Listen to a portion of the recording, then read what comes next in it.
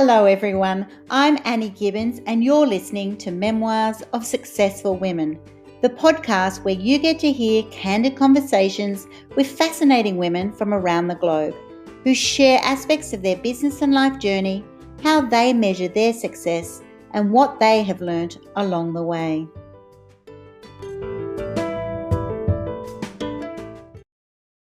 Hello and welcome to Memoirs of Successful Women. Today we're going to be talking all things conflict. Oh my gosh, imagine embracing conflict. I'm going to be introducing you to the beautiful, lovely, amazing Sarah Blake, who is a multi-award winning mediator, corporate trainer, best-selling author, media commentator, and she absolutely loves embracing conflict, so much so that she is a conflict strategist. So I'm going to enjoy getting to know why on earth Sarah has become a conflict strategist and what the deal is with that.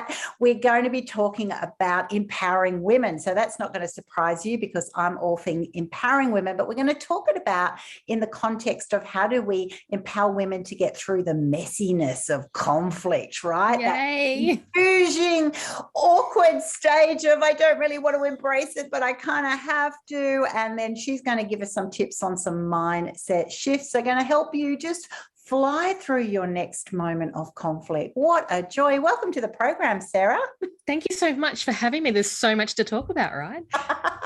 There is so much to talk about. And first of all, considering most of us, you mentioned the word conflict and we all go, oh, why are you a woman who just leans into it and loves it? How did that all happen? Oh, look, it's a long story and I'll try to keep it short, but I'm actually a second generation mediator. So my father was he's a barrister and was one of the early mediators when the Western style mediation came to Australia. So he was involved in it. But we were also, I come from a Catholic family and they were involved in the Jesuit tradition of discernment. So we had this, I guess, background knowledge of what it meant to make decisions listening deeply, what mediation as a model was. So how do we have difficult conversations? But I also came from two farming families, my mum's family and my dad's family, who were enmeshed in supporting community and lifting up community and taking on those social justice issues where people were disempowered. So I had this kind of mix of my upbringing around that sense of giving back, of serving community, but also of being courageous enough to step into standing up and having the fight when things weren't fair. Fair fighting. I love that whole concept that, that's right. If you're going to have an issue, you might as well just do it, respectfully, appropriately. Yeah. And there's definitely ways to do that. Why do we, before we go back into that history then, why do we automatically, those who are not from a family like that and not from a family that actually thought mediation was a good thing, that we should discuss things deeply, we should get to a workable solution that's great, hopefully we get a win-win, if not we get a fair response. Why do you think most people have that awkward response when you haven't been brought up in that world? Yeah, look, even me who's lived this, from my very early days, I still have that squirm in my tummy when conflict gets really messy. So I think it's quite a natural reaction. And certainly it's also linked to that biological fear response. So the fight, the freeze, or the flee response. So this instinctive self-preservation that happens when things get a little bit anxious and anxiety increases. So I think that drives a lot of our avoidance of the conflict, or in fact turns it into a fight, because that capacity to be vulnerable and not be driven by our emotions so much during these messy times. We're not taught those skills. We're not taught to navigate them so well. So when they do happen, we resort back to a very early primary emotive responses. Yes, it always feels personal. Whereas that's the interesting thing. I've been involved. In fact, I was in one this week with a bequest of a will that was getting challenged. So the people who were receiving money, such as myself as CEO of a charity, and those who felt that they should have got from their mother, who obviously didn't give them much for a reason, took it to mediation. It was really interesting that one of the first things that the mediator said was, we're actually going to take the personal out of this. We're going to try and park that so that we can actually look at the facts and look at what's fair. And instantly everyone looks a bit well, that's not very good. Look, there's a time and a place. Personal, right? It is personal. And I think that's the thing about complex conflict and conflict in general. It's not one or the other. And certainly when people try to adopt a very legalistic approach to problem solving, people will often feel a sense of injustice. We weren't heard, we weren't valued, our feelings weren't part of the story. But then we have the other counterfeit, particularly in the family areas where it feels too emotional, where those emotions around, wanting to have payback or fix everything and everyone be happy. And life is a combination of all of these things. So we've got to get used to kind of creating this in-between space where we can both value the emotion and the rationale, because the best decision making occurs when we are able to rationally analyze both those elements. Oh, I'm just imagining scenarios when you mention those different sort of camps. That's so true. Some people are so practical or avoiding conflict. It's like, just get it fixed. Let's just get everybody happy. They want the quick solution because the discomfort is actually the driver to go, what can I do to quickly resolve, which isn't going to be a good resolution, as we know, but it's kind of like this Band-Aid. Someone else will want to drill down that everyone, let's look at all the facts to the point that other people think you're really uncaring. Yes. Probably named lawyers. Sorry, lawyers listening. We know you're lovely. Very important role to play. Factual. And then it's probably somewhere in the middle. When you started this interview, you mentioned something interesting on your Jesuit history, that you leaned in to listen. Is that what you're saying there? You're listening. What are you listening for before I I love this. So I do a lot of education around in this conflict space, right? And teaching people how to navigate difficult conversations. And a big part of this is learning to listen differently. When we are feeling defensive or under attack or wanting to get our own way, we actually stop listening. We stop taking on information because we're often very set in what we believe is right. We think our solution is the best solution. And so we stop taking on information. So when I talk about leaning into listening really well, it's recognizing that you're creating space for a whole different pile of communication, and you're listening with your ears, but you're also listening with your eyes. Because you're listening to what's happening around you. You're listening to the body language. You're listening to the environment. You're listening to how are people engaging with each other? How is my body language influencing this conversation? You're also listening with your heart. What is my gut telling me? How do I feel about all of these things? So listening becomes a deep discipline about how can I get as much information on the table as I can to maximize the chances of good decision making. Wow. And how come we don't listen very well? Is it because we are in such a fast-paced life? Like, have we actually, do you think, after being raised in this kind of environment of listening in, do you think we are actually worse at that than we were in previous generations, or has it always been a challenge? I think it's always been a challenge. And I think that there's a whole pile of things that get in the way. Ego gets in the way of listening well. We are in a much more fast-paced world. We're also in a world at the moment that's really dividing our communities. So it's celebrating the polarizing positions within our community. So these nuanced conversations become too uncomfortable for people. So again, it's another reason why we don't listen well. So it's a fast pace. It's the wanting quick solutions. It's, hey, time poor, money poor, so we've just got to rush on through it. And there's this beautiful saying from the military that says, slow is smooth, smooth is fast. And I talk about it as, for those of you that have done four-wheel driving, my husband loves it. I've come to enjoy it somewhat. But if you're on a dusty dirt road with lots of bumps on it and you're trying to go really fast across this road to get to the other destination, you run the risk of losing control because the capacity to steer, to judge those depths, those risks is limited because you're rushing really fast. So the chances of something going wrong is dramatically more increased. So when we slow down the drive, yes, it seems like we're slowing things down, but actually it's smoother because we're more analytical, we're more structured, we're more focused in what we do. And it actually allows us to get to our destination quicker because we've slowed down. Slow is smooth and smooth is fast. Oh, what a gem right there. That is so true. I'm imagining recently, this year actually, I went on a trip to Fraser Island. So it was that we were driving on sand, and those same choices, right? That you go, oh, maybe if I go fast along this section because it's getting a little bit wet or a little bit bumpy, is it better to go fast or slow? Or sometimes you actually, it's stopping enough to make those decisions of when you speed up, when you stop. So it's the ebbs and flows, right? It's the conscious decision making rather than the I'm just going to go for it and hope that this environment, this unknown, unfamiliar environment is actually going to be what I imagine. And that's what it feels like sometimes when you're in these stages of stress. We'll call them conflict challenges. We've got lots of words for them, but confusion. Yes, confusion. And you're like, I don't know this space. I feel uncomfortable in this space. This is not where I'm shining. And then it's that auto-defensive nature, this I want to get it done quickly, I want to just power forth, which must just be so funny actually for those watching, but it isn't funny when you're experiencing it. It's not. Just that you don't know how to navigate it. That's right. Yeah.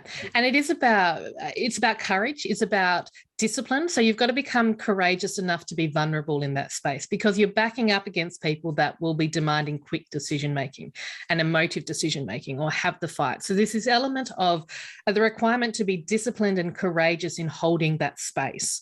And when you find the confidence, when particularly women are empowered to hold that space with their feet firmly planted in the ground, it gives them this strength to be able to stay true to good, wise decision making rather than feeling torn and pulled apart in multiple directions. Oh, wow, that is so important. Do you think, I'll happily go and say, I think I do. As a woman, I find it easier to, just want to smooth things over, just want to make sure that everyone is happy. And I've had to learn in my life as I've got older and career, no, my boundaries are there for a reason. My values are really important and now not negotiable. And I did negotiate on them previously in my life, because you feel that you don't want to be a bad person. You don't want people to be angry at you. You don't want to let them down. There could be a financial cost. There's so many factors that, are we okay to say, as a gender, it is more likely that we do have an issue with this, that, the skills and the techniques that someone like you can teach us is actually, you can be just as beautiful and confident and competent, but have these skills learnt, because they're learned skills, aren't they? They are learnt skills. I remember, so I've done a lot of work in remote Aboriginal communities, and I remember learning, particularly my time up in Elcho Island, sitting with the women from the community who were often portrayed as being disempowered women, when in fact I was sitting with them, and these women hold the power of their communities in their soul. They train the next generation, and they taught me about what it means to be a powerful, strong woman in my own right, in my own way. And so learning to hold the conflict space, not in an aggressive way, not trying to mimic the masculine approach to it, but in a way that just was right for me. And so I think women really struggle with these preconceived notions of what it means to be a leader, what it means to deal with conflict. When we start to ask questions, we're often labelled, and we're labelled as highly emotional, or you don't know what you're talking about, or just leave it to us, we know what we're doing. And all of those things are really designed to silence us. And so it is really this capacity for women to claim their own power, not having power over others, but power within. And when you're within and when you are grounded, you're able to better navigate those nuances without reacting. Because you're responding. There's a discipline to how we engage. There's a freedom that comes from learning, hey, this is who I am. And I have the courage to lean in, even when it's messy, even when it hurts, because I know in the end, this is the right thing to be doing. Wow. Wow. I just love that sense of, I am in charge of my own life. I sort of call in my coaching, be CEO of your own life, be in the driver's seat, actually feel that you have that sense of control, because that is absolutely everything. When you've had that taken away, then that's when you start getting flighty or reactive or emotional, or try and respond, try and pretend to be what do they want and try and be the person you imagine they want. Whereas actually it's about finding who you are in this role. And it's not trying to be be anyone different, but it does take some time to find that inner strength, and like anything, practice it, lean into it rather than. Look, I've been doing this conflict work for over 26 years now, not to mention that I lived it, but I think, you know, there's sometimes when I just do it badly, and that's human, right? And I have got better at it. For me, it's really important that I live this authentically in my personal life, not just my professional life. So I'm really conscious of aligning those elements. But, you know, sometimes I get it wrong. Sometimes I'll shout at my kids and just look back and say, what are you doing? So we're all human and we all make mistakes, but it's our capacity to recover that distinguishes us. Yeah. Absolutely. I could just imagine your kids, if they were anything like my kids when they were young, they'd be going, Mum, aren't you supposed to be the expert at this? Look, I've got a 5-year-old and a 9-year-old, and the 9-year-old will say to me, Mum, you're not helping the problem. And I'm like, yes, I'm like, well, oh my gosh, I'm supposed to be, that's my whole thing. You have an amazing knack. So all the mums and dads listening away go, absolutely. They keep us humble, whatever our mission is. And that's why I used to always come back and go, we're all on a journey. We're all learning together, right? Exactly. Now, I know that you have designed and delivered bespoke kind of corporate training. You've done university courses, nationally accredited workshops across, you know, remote Australia, as you've referenced, and also into the Pacific. You've also spoken across at least, you know, 9 countries, probably more. We've actually both just spoken on Lady America's Power. So I think we've just totally global domination. Let's be fantastic. But, you know, you are known as the mediation guru. So let's be frank about that. So what are people, though? Like, we're talking individually and how we would imagine it, how I would imagine, because I always love it when I'm interviewing someone, go, yeah, that's right. If I'm feeling this, how would my listeners be thinking? But what do big companies, you know, corporates, universities, people are bringing you in to actually resolve issues or teaching them specific skills. What do the big guys get challenged by is my next question. It's hilarious. But you know what? The things that they get challenged by are exactly the same things that everyone else in small business gets challenged by. It's just the scale of the impact and the risk that is different. So, you know, I'm dealing with some of the boards at big end companies, and, you know, there's a need to clarify what are our roles and responsibilities? What are our boundaries? What's okay and what's not okay? When we say we make decisions together, what does that actually look like? So those questions are the same at the big end of the town as they are at the little end of town. But the challenge being is that you've got much more stakeholders, the potential risk in financial impact, the reputational risk is much bigger, the scale of perhaps cross-border issues, the legal issues, the cross-cultural issues, they're much more diverse. So I spend a lot more time with them unpacking the problems or the conflict to create some clarity around, okay, what's going on here? What are your needs? How do we prioritize addressing them? And then how do we structure an intervention that allows you to get back to business as soon as you can? There must be so much additional training that you've done behind that to even understand those legal issues, to be really able to get into those niche areas and be able to speak the same language, right? I know as an educationist and as a CEO, you know, every area has its own niche acronyms, you know, it's like a different language sometimes, and their pet passions that they feel that they're the only ones who have. By the way, they generally are not the only ones. But everyone likes to be special, and we won't comment on that. But how did you go about, you know, what sort of training did you do? How did you sort of develop yourself to go, yeah, I'm really comfortable. I can slot into so many diverse. Oh my goodness, so many questions that. Look, I consider myself somewhat a generalist because for me, it's my capacity to collaborate and draw on the expertise of those around me that has enabled me to hold complex spaces in different environments. So I did my mediation training back in 1996. Whoa. At the time, I was one of the youngest trained mediators in the country because my father was a mediation trainer. So I had an advantage.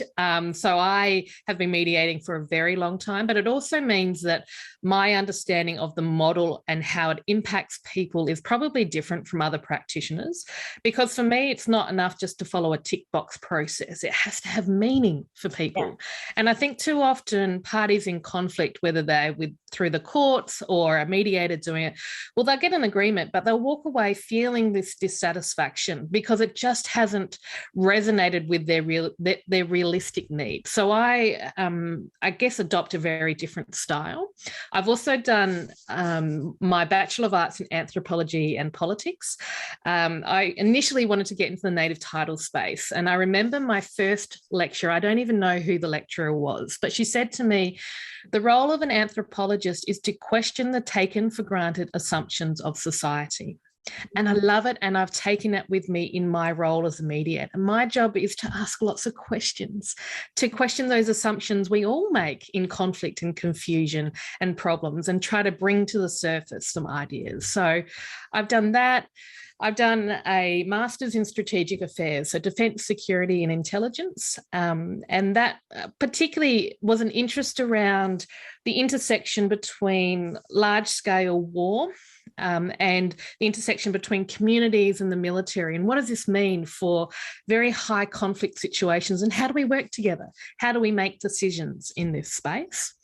And then I've done a master's in Indigenous knowledge. So again, leaning into that cross-cultural space. So that's my academic qualifications. Oh, you are one super impressive lady. I'm just like, wow, honouring you for one, following your truth, developing, you're harnessing that passion you have to your purpose and be able to see it through academically and in practice. So well done you. Thank you. I'm so impressed. And I can also see then why, when I read your bio, you've worked for places like World Bank and the Federal Police, Defence Forces and land councils. And I'm like going, wow, this woman is just really, diverse. But then now I hear of those qualifications. That's exactly why you have been so strategically placed and perfectly positioned actually into those roles. And that's what I love, those listening in. I often talk about that on my interviews with different amazing women who are doing that very intentionally, though. It's not lucky that you've ended up at this place. It's actually extremely intentional, well planned. And it's also not to just get a job. It's actually from this discussion showing me that you've actually, followed your interests from those gems that aren't they amazing, the gems that a professor can just say and you go, oh my gosh, that just spoke to me. That was like the best thing I've heard my whole life. Someone else wouldn't have noticed it. Right. Look, I think it's my vocation. I have always felt from a very young age, I think, drawn to a purpose without knowing what it was.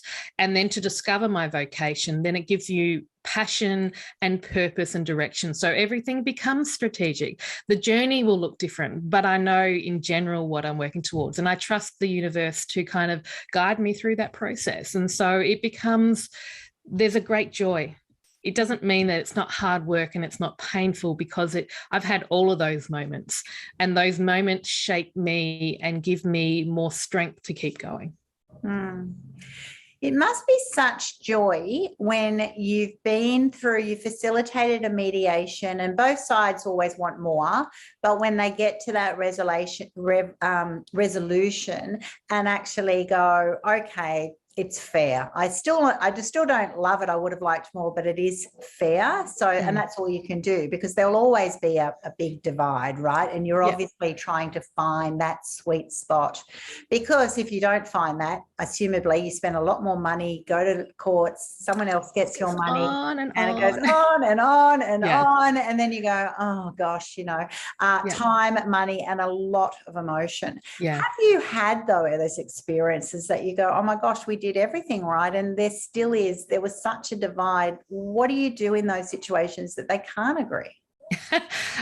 I think after so many years working in the industry, I've developed quite a thick skin, but I think it's also about clarity of purpose of role. So, I can do my best, and I can create a situation with the best of intentions parties come out with an agreement they can live with, not necessarily perfect. We've got to get rid of this notion of things being perfect, because there is no perfect agreement. So can you live with it? And after trying everything, and it's just not going to work, because mediation or conflict intervention of any kind may not necessarily be the right. People may want to stay angry. They might want to stay in the fight.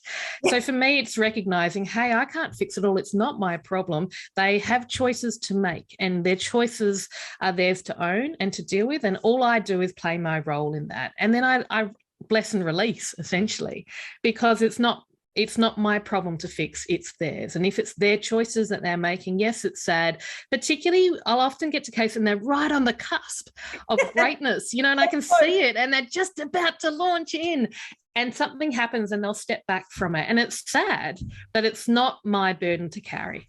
Yeah, I love that. Exactly. And it isn't yours. All you're doing is trying to help them get their best solution, which I think is absolutely fabulous. And I think it's interesting too that often when we think of these conflicts, you're imagining like divorce courts or it's all about money, right? Or even in business, it's all about the money. But then sometimes it's not. Sometimes it's just that I don't want them to win. It's not about the money at all. It's absolutely a power play, right? Yep. We've talked through to the listeners. You're the expert. Yeah. I'm just imagining how I've approached things in different times, thinking, it might be the principle, it might be about the morals, it might be I don't want you to win in this circumstance. It might be just a protest on. I don't know. What do you find are all the elements that you need to try and dig into to try and find what are they actually negotiating on? Yeah, look, that's the skillful mediator will be digging down into what are the interests actually driving this. Very often everyone will say it's always about the money, but the reality is if it was just about the money, you guys would have sorted it out already. So I can guarantee it's not just about the money. So let's keep talking and try to understand what else is going on here.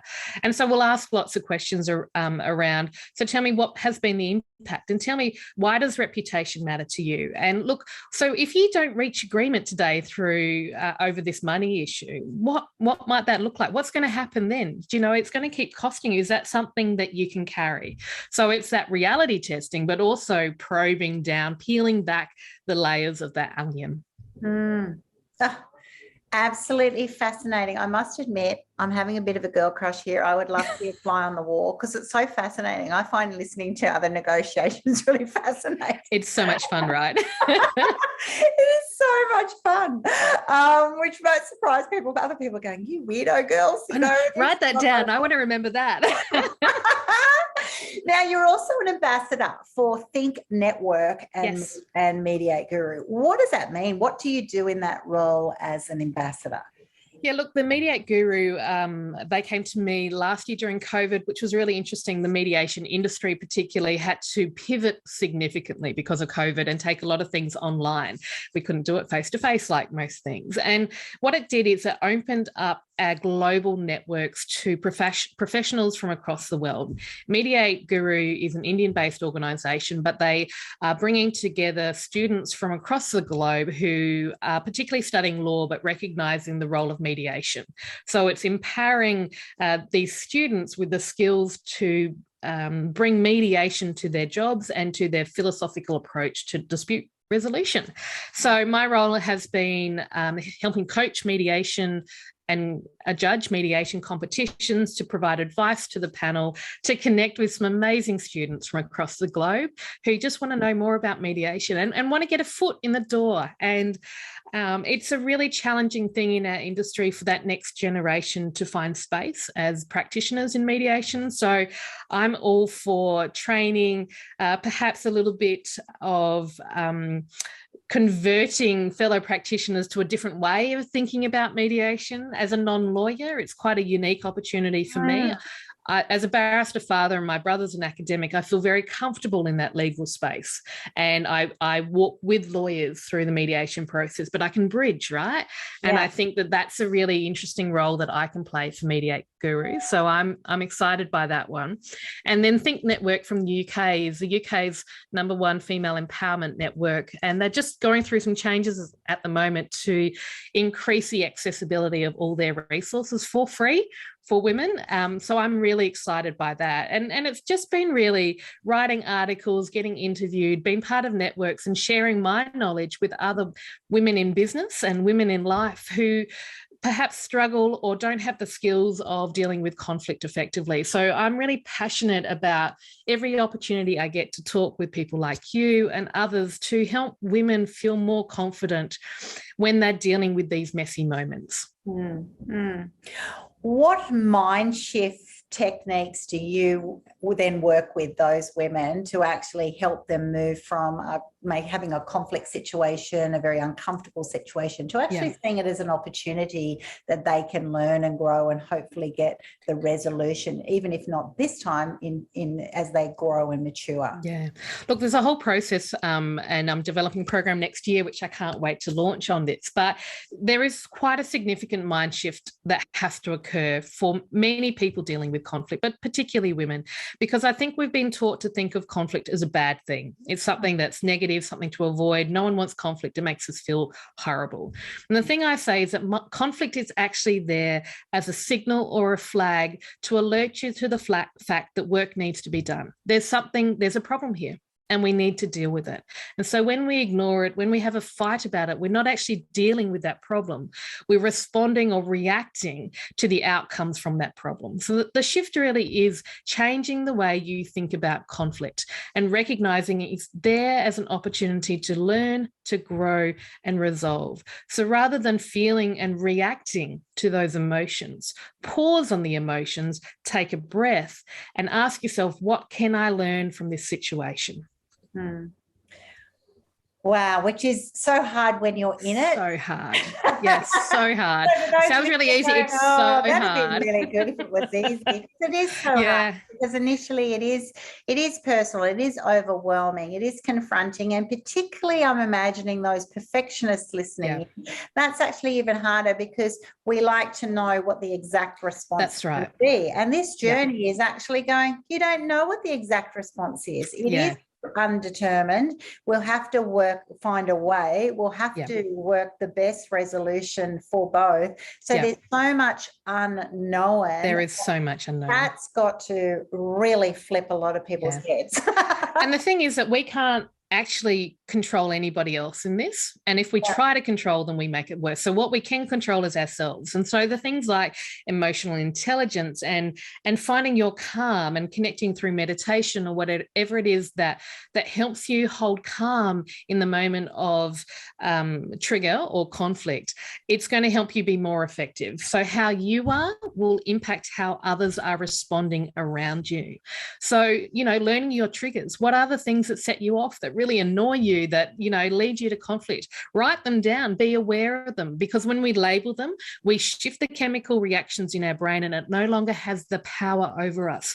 So we increase the positive response rather than the reactionary negative response. So beautifully said. And it's a real skill to do that. It's trial and error. It's sometimes decades of learning, but it's practice, practice, practice. And I've had even people say that and go, why aren't you angry? And I go, oh, I am angry about this. Or why aren't you sad? It is very sad. And they're looking for this. Well, you're not acting it because over a time, and I'm hardly an expert in this area, but I've learned that I go, no, I have to actually package that. It doesn't matter if I'm angry. It doesn't matter if I'm sad or disappointed, frustrated. Those feelings will not solve the problem. That's right. They're somewhere in there. And actually people find it very difficult because they're expecting a certain response that fuels the drama. Yes. And when you learn to take that drama out, it's kind of a bit confusing for the other side. They don't know what to do with it. They don't know what to do. They're like going, well, we thought you'd be really angry about this or something. And I go, oh, I am. Yeah, it's but powerful then though. Getting the hands on hips, raised voice. This is just unacceptable, because when you get that, then you spend a lot of time discussing the emotion and which isn't going to ever. It's a distraction. The problem. It is such a distraction, and so I've got a favourite saying at the moment, going, I'm just trying to avoid the drama, and people go, oh my gosh, like what's this thing? And I'm going, I just find drama now just exhausting because it doesn't actually get me. I feel like as you get older, time is more precious. I want to get in there. I want to get a solution. I'm like, I wish I knew this in my 20s. Sorry those listening in. I'm now 54. It's taken a while, obviously a slow learner, but now I tell you what, it's like, I can just go, yep, I'm all of those things, but we're here to discuss something. What are the key issues? And it is amazing that it can take a long time, but it is so worth doing. It is so worth it. But it's also worth to acknowledge your feeling. I went through some things last year where it's important for me to own my anger and to own my hurt and to own my grief, because it's not, if I denied it and didn't express it, then it puts a pressure cooker on it. It's got to come out sooner or later. So you need to acknowledge it and process it, but not let it drive your actions. And I think part of it is when we feel those emotions and we get angry, we're looking for someone else to fix it for us or someone else to blame for us, when actually, you know what, it is up to us to make that change and make that response happen. So name it, acknowledge it, but don't let it drive your actions. Beautiful advice. Beautiful advice. Don't let it drive your actions. But definitely, I agree what you said there. But those emotions have to be expressed in the right place, which is probably right place, right time. Right place, right time situation. Absolutely. As soon as you go, well, I'm now going to become like robotic and then just an issue, that will, you know, all you're doing is suppressing, you know, your raw energy. And we're supposed to be, I actually am a big, strong believer that we should be feeling more, you know, we should actually be angry about more things, sad about more things. Expressing it. Actually go, I have all these emotions and they are because I'm human. Yes, I'm exactly. into that. But I can also, because I'm aware of that, I spend more time addressing those so that when I'm in a time of conflict, or then I will then go, okay, I'm going to package that, because that ultimately is my journey. Now the conflict is actually our journey, even if I'm not happy with our partner, it's ours whether I like it or not. That's right. Because I won't get my solution if I don't partner up. That's right. Which is a bit of a creepy feeling at times, I must be honest, right? Yeah, it is. Like, wouldn't life be better if you could just do what you want? But you just can't always, right? I tell everybody I live with that very big, important point. It's like, oh my gosh, if I didn't have to negotiate with all of you beautiful people, I would just be having a wonderful time. It'd be boring, right? That would be very boring, exactly. And then I'd be hyperactive and just investing back to them straight away. Oh my gosh, we could talk for hours and hours and hours. What I would love you to do is those women listening in who go, you know what, I'm at a time of conflict. I'm actually sitting there listening to this conversation going, I don't even know where to start. I've got key issues that I'm either in the situation or I've actually avoided it, but I could re-enter it if I wanted to, if I was brave enough, bold enough, empowered enough. I'm actually still not equipped enough. How do they reach out to you? What would be the steps and what would they receive when meeting you? Look, I'm on all the usual social media platforms. My website is www.smblake.com. On Instagram, it's sblakemediate. Just Google my name, Sarah M. Blake, and I'll come up. Look for me on LinkedIn. One of the tools that I have that I can provide to people is a little ebook on engaging bravely. Just some little tips for people on how to start that process of having a hard conversation. And sometimes that's all we need to get that ball rolling. And stay in touch, join my email list, because I've got some really exciting things happening next year, some online programs for people, and I just can't wait to get stuck into it. This is a woman who just loves to get stuck into conflict and resolution for all the right reasons. And as you've been listening in today, this is just awesome. It's super empowering. I love that concept that you go, yeah, I can confront issues that happen in my life, whether they're a result of my actions or someone else's. That's life. We're all going to have them. We're going to have ebbs and flows. We're going to have rocky roads. We're going to have times that are not fair. You know, that view of feeling something's not fair. Yeah, it's not going to be fair. And we can either duck and weave or battle it out in our own way, or we can be proactive. And I cannot encourage you enough to reach out to gorgeous Sarah Blake. She's everywhere. And I'll put her details on my podcast platform, my YouTube channel, all over the place. While you're listening, you'll be able to contact Sarah, and absolutely just start with a little freebie gift of, you know, how to, what was it called again? Your gift? Engaging bravely. Engaging bravely. Who doesn't want to engage bravely? I mean, I think I'm going to have to get a copy of that to start. I'll start you off, listeners, because, you know, we can never do that well enough. We are always on a journey, and that's it. We're all at just different stages. So I encourage you to lean into it, even if it makes your heart rate go up a little Actually, it'll probably somersault. It will go fast, and that's okay. We've got you. No, that's actually not true. Whenever you do something like that, but I tell you what, you do it and you lean in and you get yourself a little bit braver. And the most important thing is you get supported, right? That's right. Supported. Sarah has so much stuff that she'll be able to offer you. She'll be able to advise you in the right way. And that's what it's all about. It's about developing connections around the globe. It doesn't matter where you are. Reach out and just take that first step. And she will be able to, most importantly, she's not going to find an immediate solution, but she's just going to make you feel that you can do it. Right? It's that when you link up to someone who's just solid, it's like, oh, okay, you're an anchor, right? That's what I see. It's just like you're an empowered anchor who actually knows her stuff. She's got all the creds. She's done the high yards. This is her bread and butter. This is what she does brilliantly. And so if you're needing someone to do that, and we often don't talk about conflict, so I'm assuming your listeners have never even thought there'd be someone out there who actually would be available in this circumstance. Yeah. So thanks so much for being on my program today. And Thank you. I wish you all the best in your future success. And I can't wait to hear about all your new programs in the new year. And we'll keep the listeners updated again next year, I'm sure. Thank you so much. It's been an absolute pleasure.